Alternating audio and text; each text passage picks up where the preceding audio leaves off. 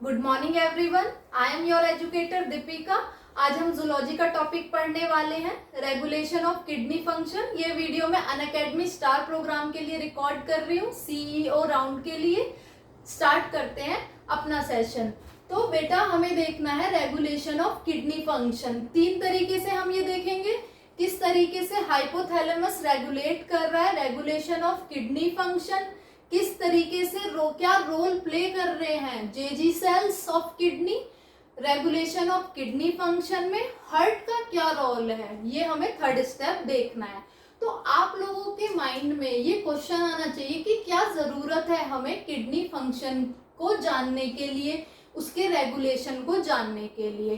तो जो किडनी होती है उसका फंक्शन होता है बॉडी में ब्लड का फिल्ट्रेशन और यूरिन फॉर्म करना। तो किडनी की क्या जॉब होती है कि जो हमारा यूरिन बन रहा है ना, उसमें प्रॉपर अमाउंट ऑफ पार्टिकल्स और वाटर रहे, उसका कंसंट्रेशन प्रॉपर रहे। अगर वो कंसंट्रेशन डिस्टर्ब होगा तो बहुत सारी आपको मेडिकल प्रॉब्लम्स हो सकती हैं, जैसे कि डायबिटीज इंसिपिडस, हार्ट फेल्योर हो सकता है, ये सारी चीजें आपको हो सकती हैं। तो जब आप नीट क्लियर करेंगे बेटा, उसके बाद एमबीबीएस में जाएंगे, तो वहां पे ये पढ़ाया जाता है कि जो यूरिन कंसंट्रेशन टेस्ट होता है उसके थ्रू बताया जाता है, ये डायग्नोस करके कि ये प्रॉब्लम्स हो सकती हैं, diabetes insipidus, kidney failure, heart failure. अगर यूरिन का कंसंट्रेशन पर्टिकुलर अमाउंट में वाटर और पार्टिकल्स का नहीं है, वो डिस्टर्ब हो रहा है, उससे ये हो सकता है। तो चलो अब स्टार्ट करते हैं। किडनी का जो function, regulation of kidney function तीन तरह से जो हमें पढ़ना है, hypothalamus, Jazzy sales and heart. चलो फर्स्ट स्टार्ट करते हैं। आपको समझ में आ गया कि ये क्यों पढ़ना है हमें, अब हम स्टार्ट करते हैं। राइट, तो सबसे पहले हम देखेंगे कि हाइपोथैलेमस क्या रोल प्ले कर रहा है रेगुलेशन ऑफ किडनी फंक्शन में। हाइपोथैलेमस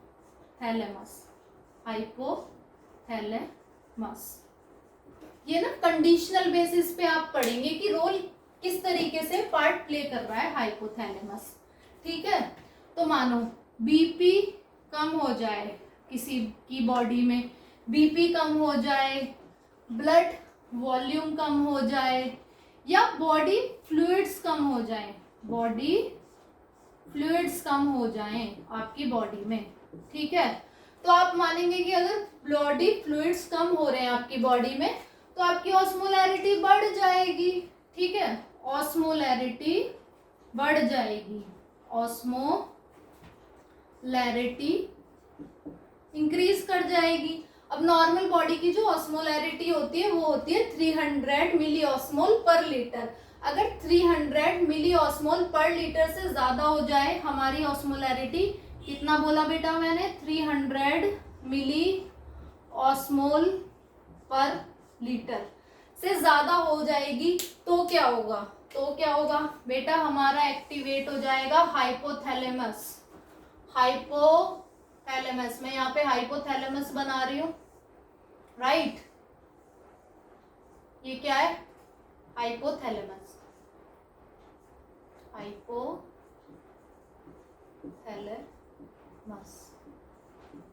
ये स्टिमुलेट हो जाएगा जब ये सारी कंडीशन हमारे सामने आएंगी। ये हमारा एंटीरियर पिट्यूटरी है, ये हमारा पोस्टीरियर पिट्यूटरी है। राइट, तो आप क्या देखेंगे, जब ये एक्टिवेट हुआ तो क्या होगा, ये प्रोड्यूस करेगा क्या, ADH। अभी मैं यहाँ पे लिख रही हूँ, आप उसे नोट करते रहेंगे साथ साथ, मैं अभी आपको समझाती हूँ चीजें।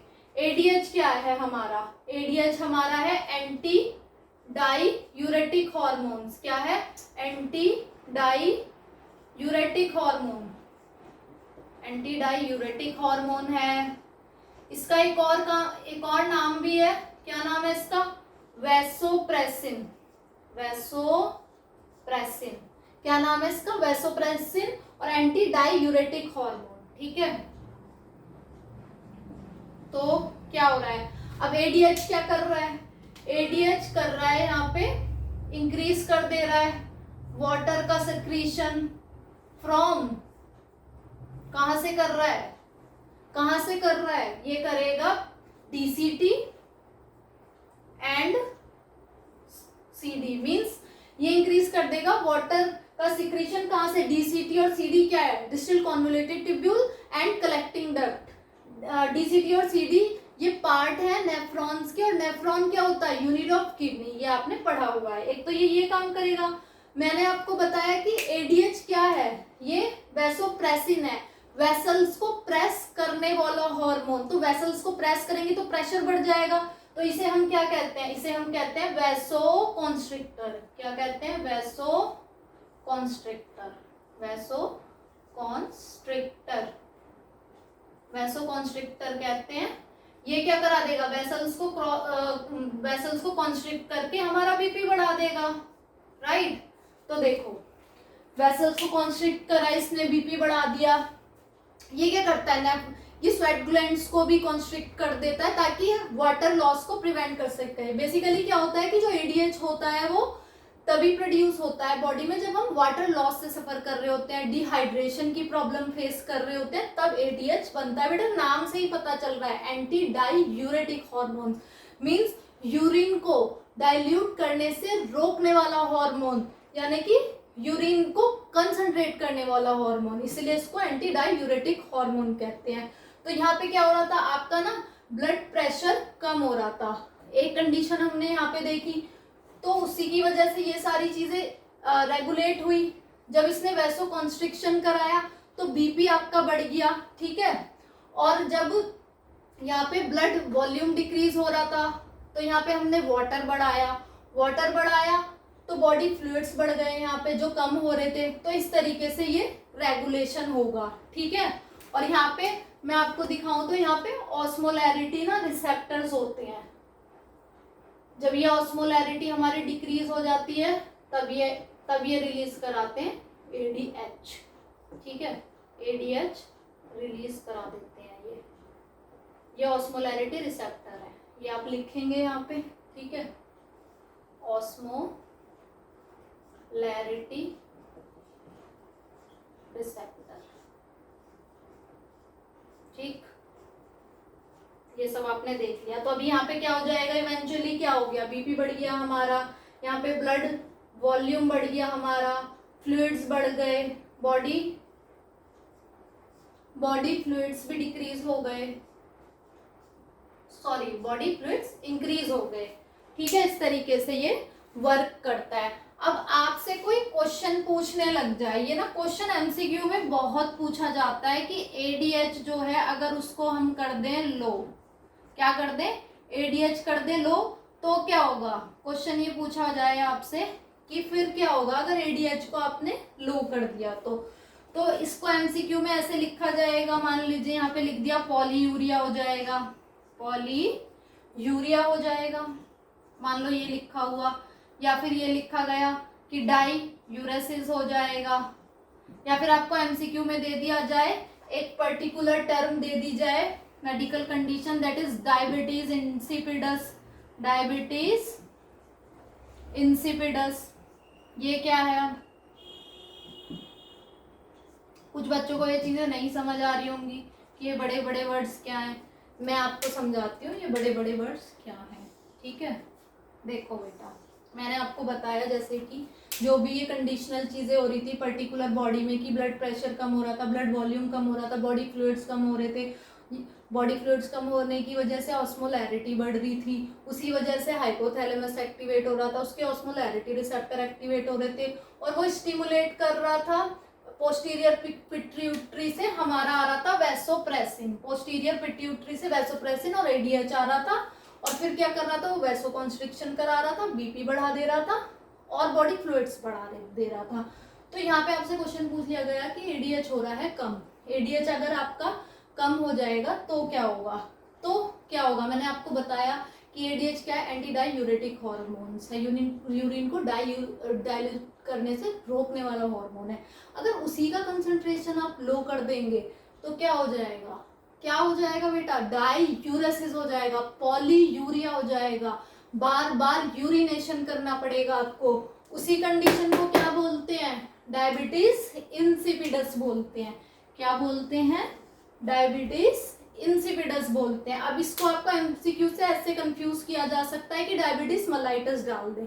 डायबिटीज मेलाइटस आपने पता होगा, आप लोगों को आपने पढ़ा होगा ये, कि वो इंसुलिन डिक्रीज हो जाता है बॉडी में, तब होता है। तो आपको यहाँ पे एमसीक्यू में लिखा जा सकता है कि एडीएच की वजह से डायबिटीज इंसिपिडस। भैया बेटा आप वहां पे नहीं टिक करके आएंगे, आप करके आएंगे डायबिटीज इंसिपिडस पे टिक करके आएंगे, मेलाइटस पे टिक करके नहीं आएंगे, राइट। ठीक है, और इसको आप याद कैसे रख सकते हैं, ये पूरा जो भी मैंने आपको मैकेनिज्म समझाया थ्रू हाइपोथैलेमस, कि जैसे मान लीजिए कि आपका ना मॉरल डाउन हो रहा है, आप पढ़ नहीं रहे, आपका मन नहीं लग रहा, आपके मार्क्स कम आ रहे हैं, आपके मार्क्स टेस्ट में कम आ रहे हैं, तो क्या होता है, हाइपर एक्टिव हो जाती है आपकी मम्मी। हाइपोथैलेमस को आप हाइपर एक्टिव वर्ड से याद रखेंगे, मम्मी एक्टिव हो गई, मम्मी बोलेंगी पढ़ाई करो, मार्क्स लेके आओ, वो बोलेंगी फ्लूइड्स पियो, तो आप फिर से क्या करेंगे, फिर से अपने मोड में आ जाएंगे। वही चीजें यहाँ पे हो रही है, कंडीशनल चीजें, कि कोई चीज पर्टिकुलर डिक्रीज हो रही है, कुछ एक्टिवेट हो रहा है, उसके बाद वो चीजें इंक्रीज हो जा रही हैं। ठीक है, और ये इसको ADH as a feedback mechanism भी रोल प्ले करता है। अब फीडबैक मैकेनिज्म का क्या मतलब होता है, इवेंचुअली क्या होता है, जब हमारा ये सारी चीजों से बीपी बढ़ गया, अगर हमारा बीपी बढ़ गया, ये सारी चीजों से जो भी एक्टिवेशन हुआ पूरे प्रोसेस में, ब्लड वॉल्यूम हो गई, जब ये सारी चीजें हो जाती हैं उसके बाद हो जाता है फीडबैक इनिबिशन। अब फीडबैक इनिबिशन क्या है उसके बारे में मैं आपको बताऊंगी। Feedback inhibition, feedback inhibition. तो फीडबैक इनिबिशन क्या है, मान लो कि आपके मार्क्स नहीं आ रहे थे, मम्मी हाइपर एक्टिवेट हुई, आपने फिर से पढ़ना शुरू करा, उसके बाद मम्मी शांत हो गई, वही चीज है। फीडबैक इनिबिशन का मतलब वही है कि ये सारी कंडीशंस हो रही थी, ब्लड प्रेशर कम हो रहा था, ब्लड वॉल्यूम कम हो रही थी, एडीएच एक्टिवेट हुआ थ्रू हाइपोथैलेमस, देन फिर ये सारी चीजें नॉर्मलाइज हो गई, बीपी बढ़ गया, ब्लड वॉल्यूम बढ़ गया, उसके बाद क्या होता है, इवेंचुअली फिर से एडीएच कम हो जाता है, मीन्स बंद हो जाता है सेक्रेट करना, जब चीजें नॉर्मलाइज हो जाती हैं, उसे ही फीडबैक इनिबिशन कहते हैं, राइट। आपको ये समझ आया होगा। दूसरा स्टेप हम करते हैं अपना रेगुलेशन ऑफ किडनी फंक्शन का, क्या है वो, जेजी सेल की हेल्प से देखेंगे कि क्या रोल प्ले कर रहा है जेजी सेल। ठीक है, जेजी सेल क्या रोल प्ले कर रहा है, क्या रोल है जेजी सेल का।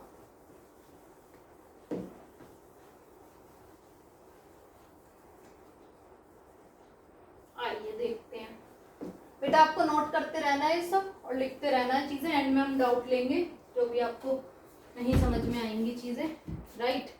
अब हम सेकंड देखते हैं अपना, क्या रोल है जेजी सेल का। जेजी सेल का क्या रोल है, जेजी सेल्स का क्या रोल है रेगुलेशन ऑफ किडनी फंक्शन में। यहाँ पे भी हम कंडीशनली देखेंगे कि क्या रोल है जेजी सेल्स का। मानो कि जैसे ब्लड प्रेशर कम हो जाए किसी की बॉडी में, इसमें भी सिमिलर ही रहेंगी कंडीशंस, बट कुछ चीजें ऐड ऑन हो जाएंगी कि ब्लड प्रेशर आपकी बॉडी में कम हो गया, ब्लड वॉल्यूम कम हो गई, आयनिक कंसंट्रेशन कम हो गया, ठीक है। और यहाँ पे एक एड ऑन चीज आ जाएगी कि जीएफआर भी कम हो गया। अब कुछ बच्चे सोचेंगे कि ये जीएफआर क्या है, मैं बताती हूँ आपको जीएफआर क्या है। देखो पहले जीएफआर ही समझते हैं, देन उसके बाद समझेंगे पूरा प्रोसेस को कि एग्जैक्टली जेजी सेल क्या पार्ट प्ले कर रहे हैं। जीएफआर दैट इज, मैं बताती हूँ आपको भी जीएफआर का। GFR is glomerular filtration rate, glomerular filtration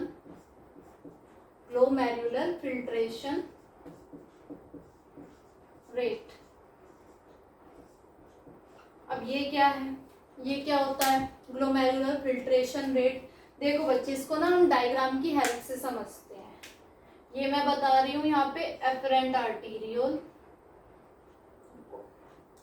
ये मैंने बनाई एफरेंट आर्टेरियोल, इसका डायमीटर ज्यादा रहता है। और ये बनाई मैंने इफरेंट आर्टेरियोल, ठीक है, ठीक।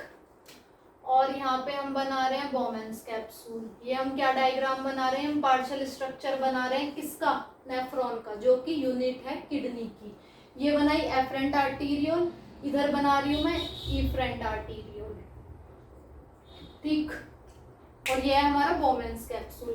तो हम ये देखेंगे कि जो ब्लड फ्लो हो रहा है वो फिल्ट्रेट पर मिनट और पर डे के हिसाब से कितना बन रहा है। इधर से ब्लड आ रहा है, एफरेंट से जाता है, और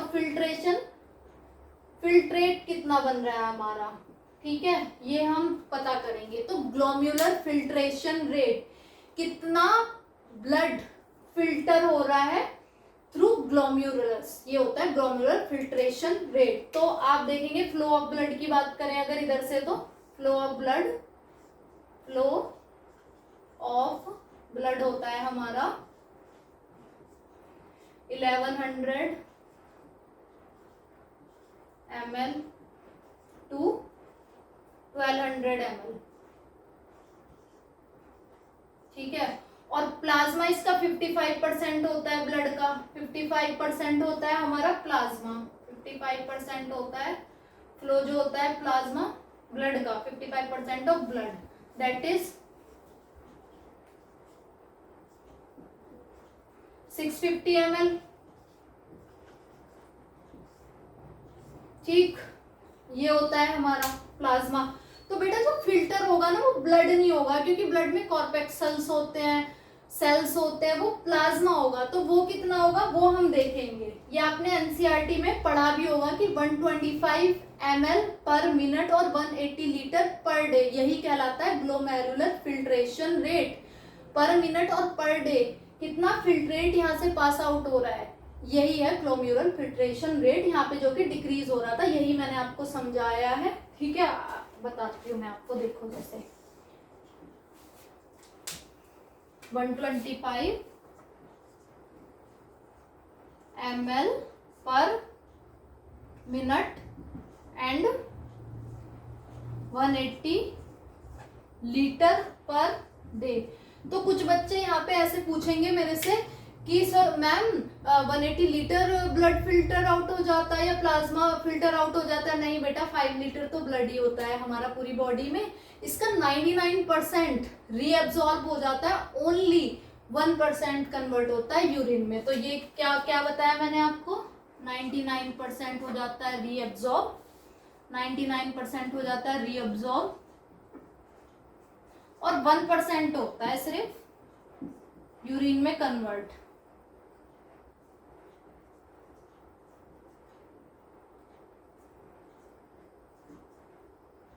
इनटू यूरिन, ठीक है। तो ये आप याद रखेंगे कि ग्लोमेरुलर फिल्ट्रेशन रेट क्या होता है, यहां से आपको होपफुली समझ आएगा। अब हम अपने सेकेंड स्टेप को ही कंटिन्यू करते हैं। ये मैंने आपको ग्लोमेरुलर फिल्ट्रेशन रेट समझाया था कि क्या होता है, ठीक है। चलो अब हम यहाँ पे कंटिन्यू करते हैं, जेजी सेल का क्या रोल होता है। तो जेजी सेल क्या कर रहे हैं यहाँ पे, जब ये सारी कंडीशन हुई तो किडनी के जेजी सेल्स एक्टिवेट हो गए, किडनी के जेजी सेल्स एक्टिवेट हो गए। एक्टिवेट होके उन्होंने क्या प्रोड्यूस किया, उन्होंने प्रोड्यूस किया रेनिन, रेनिन, रेनिन प्रोड्यूस किया। रेनिन, रेनिन सिंगल एन है, इसमें डबल एन हम डाइजेशन में पढ़ते हैं, यहाँ पे सिंगल एन एक्सक्रीटरी वाले हम चैप्टर में पढ़ रहे हैं। जेजी सेल ने रिलीज करा रेनिन। अब इसका क्या रोल है ब्लड में वो देखेंगे हम, जब ये सारी कंडीशन हमारे सामने आई। तो इसने क्या करा स्टूडेंट्स, ये एक्टिवेट करेगा डिफरेंट प्रोटीन्स को जो आगे पार्ट प्ले करेंगे। जैसे कि ये इनएक्टिव हमारा जो प्रोटीन होता है एंजियोटेंसिनोजन, एंजियोटेंसिनोजन, ओजन, ये एक इनएक्टिव प्रोटीन है, ये एक इनएक्टिव प्रोटीन है, ये एक रेनिन का क्या रोल होता है मैं आपको समझाती हूँ। रेनिन जब ये सारी कंडीशंस आई, ब्लड प्रेशर डिक्रीज हुआ, ब्लड वॉल्यूम डिक्रीज हुआ, आयनिक कंसंट्रेशन डिक्रीज हुआ, तो जेजी सेल एक्टिवेट हो गए, उन्होंने रेनिन बनाया। तो रेनिन का क्या रोल है ये हम देखते हैं। ये रेनिन ब्लड में ही रिलीज हो रहा है, तो ये क्या कर रहा है, एंजियोटेंसिनोजन को एंजियोटेंसिनोजन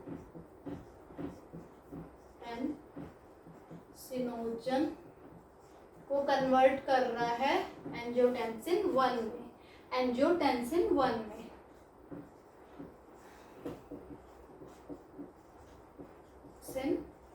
में। तो ये जो एंजियोटेंसिनोजन है ना, ये एक इनएक्टिव प्रोटीन है और ये कहाँ पे बनता है, ये लीवर में बनता है और ब्लड के थ्रू ब्लड प्लाज्मा में चला जाता है ये, और इधर ये रेनिन भी इधर ही आ रहा है, तो ये किधर बन रहा है, लीवर में। पर अभी भी हमारा पूरा प्रोसेस नहीं हुआ है, ये कन्वर्ट होगा एंजियोटेंसिन 2 में, एंजियोटेंसिन 2 में, एंजियोटेंसिन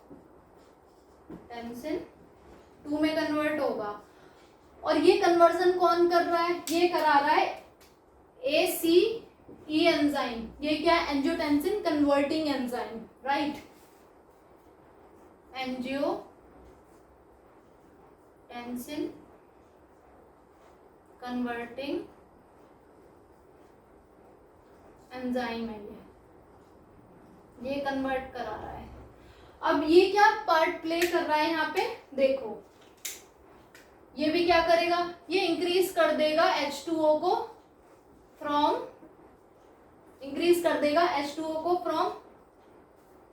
PCT।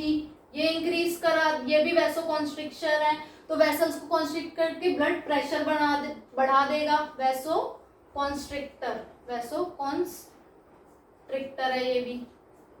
तो यहाँ पे देखो, वहां पे ब्लड वॉल्यूम कम हो रहा था, तो यहाँ पे इसने H2O को बढ़ा दिया तो ब्लड वॉल्यूम भी बढ़ गया, वहां पे बीपी कम हो रहा था, यहाँ पे वैसो कॉन्स्ट्रिक्शन से बीपी बढ़ गया आपका। ऑल्सो ये क्या रिलीज कर देगा, ये ऑल्सो इंक्रीज कर देगा सेक्रीशन ऑफ एल्डोस्टेरॉन, एल्डोस्टेरॉन का सेक्रीशन भी ये बढ़ा देगा from adrenal cortex.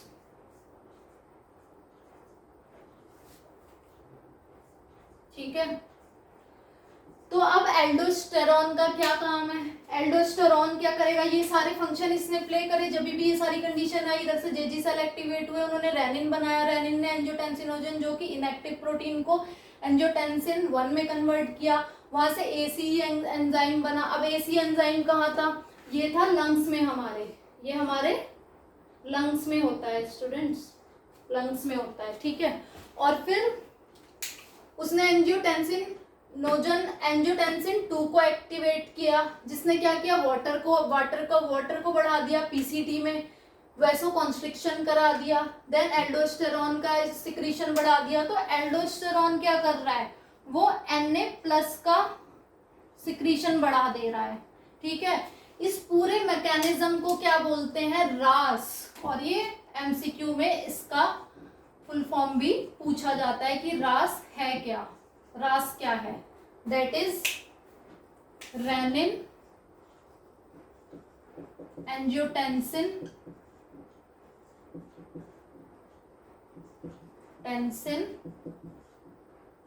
Aldosterone system, aldosterone system, ठीक है।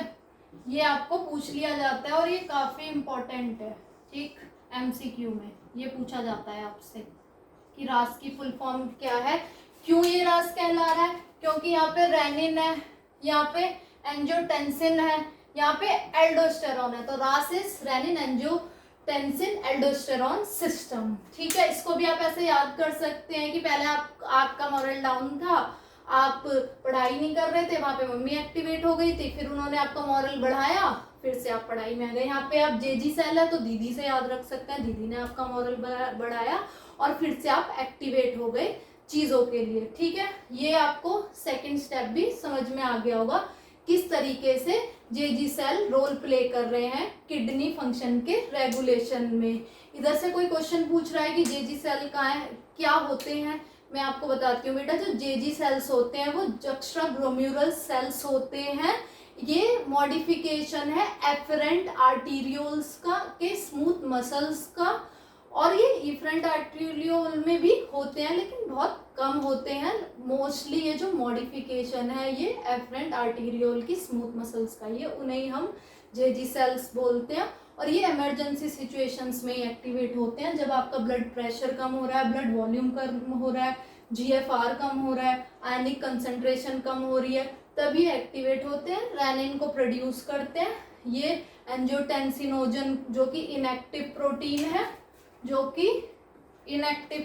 है, ये रेनिन कन्वर्ट कर देता है उसको एंजियोटेंसिन 1 में, फिर एसीई की हेल्प से ये एंजियोटेंसिन 2 में कन्वर्ट हो जाता है। जो भी सारी कंडीशंस हो रही थी, फिर से वो वाटर का सिक्रीशन बढ़ा देगा फ्रॉम पीसीटी, और वैसोकॉन्स्ट्रिक्शन करा देगा, बीपी बढ़ा देगा यहाँ पे, ठीक है, और एल्डोस्टेरॉन को बढ़ा देगा। ये यहाँ पे जो एल्डोस्टेरॉन करेगा, ये क्या करेगा,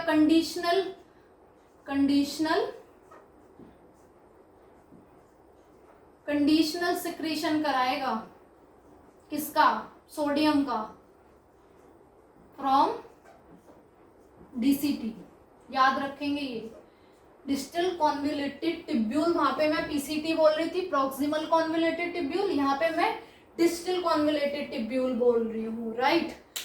तो और इसी को हमने कहलाया RAAS, that is renin angiotensinogen aldosterone system, ठीक।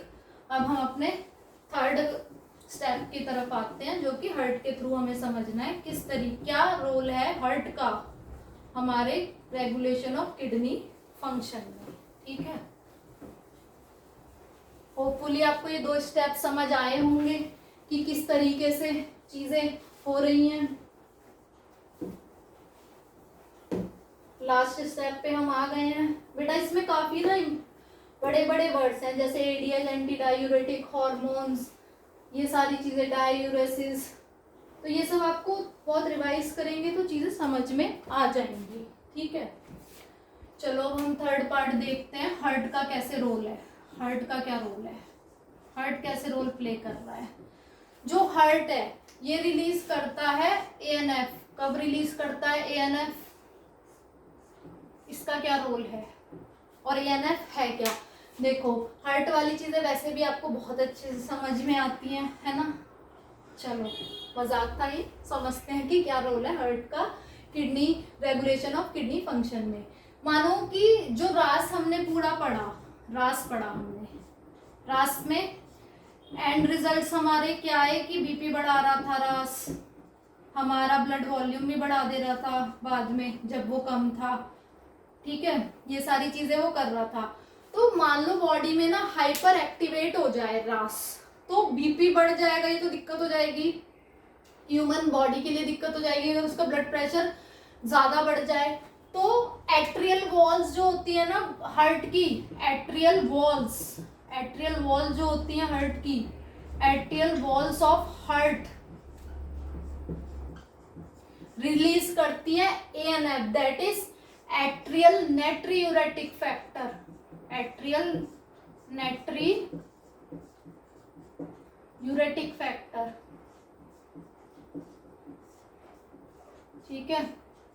अब इसका क्या मतलब है, ये है एंटागोनिस्टिक किसके, रास के, एंटागोनिस्टिक टू रास, एंटागोनिस्टिक टू रास।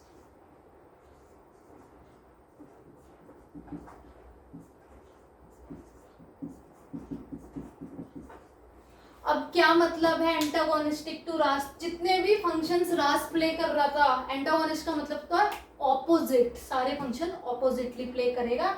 अगर हाइपर एक्टिवेशन हो गया रास का तो बीपी बढ़ जाएगा बेटा, उससे बहुत प्रॉब्लम हो जाएगी बॉडी में, तो ये ऑपोजिट प्ले करेगा पार्ट। ये एक वैसो डायलेटर है, वेसल्स को डायलेट करेगा और ब्लड प्रेशर को रिड्यूस करेगा। तो ये क्या है, एक वैसो डायलेटर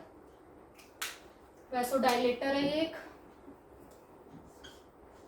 वैसो डायलेटर है। तो ये बीपी डिक्रीज कर देगा वेसल्स को डायलेट करके, ठीक। और ये दो वर्ड्स आपको समझने हैं कि डाययूरेसिस क्या होता है एंड नाइट्रियूरेसिस क्या हो रहा है। ये दोनों ही वर्ड आ रहे हैं ना इधर। यूरेसिस क्या है, नाइट्रियूरेसिस, डाययूरेसिस। डाययूरेसिस मैंने बता दिया आपको पहले कि डाइल्यूशन हो रहा है यूरिन में, डाययूरेसिस, ठीक है। और नाइट्रियूरेसिस क्या है, सोडियम का कंसंट्रेशन बढ़ा रहा है। एडीएच और जेजी सेल्स क्या कर रहे थे, पूरे फंक्शन में वो कॉन्सेंट्रेट कर रहे थे, यूरिन से ना पानी को खींच रहे थे। लेकिन यहाँ पे ये अपोजिट है रास के, ये क्या कर रहा है, पानी को फेंक रहा है यूरिन में, इसलिए डाययूरेसिस हो रहा है, पानी बढ़ रहा है यूरिन में। नाइट्रियूरेसिस क्या है, सोडियम को फेंक रहा है। नाइट्रियूरेसिस Na+ से आप याद रखेंगे, ठीक है। अब कुछ बच्चों के माइंड में आ रहा होगा कि ये वर्ड्स तो हमने सुने हैं। तो डाययूरेसिस ना आपसे पूछा जाता है डाययूरेसिस के बारे में, किस फूड्स या किस ड्रिंक्स से होता है।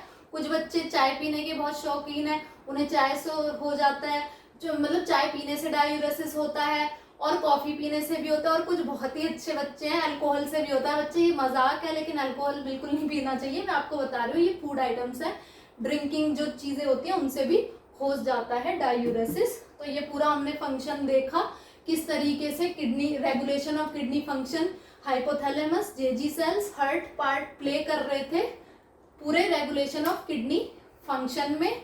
अब हम नेक्स्ट क्लास में पढ़ेंगे कि डिसऑर्डर क्या है किडनी के। आप ये सारी चीजें नेक्स्ट क्लास में देखेंगे। जुड़िए दीपिका मैम के साथ नेक्स्ट क्लास में अनअकैडमी पे। Thank you.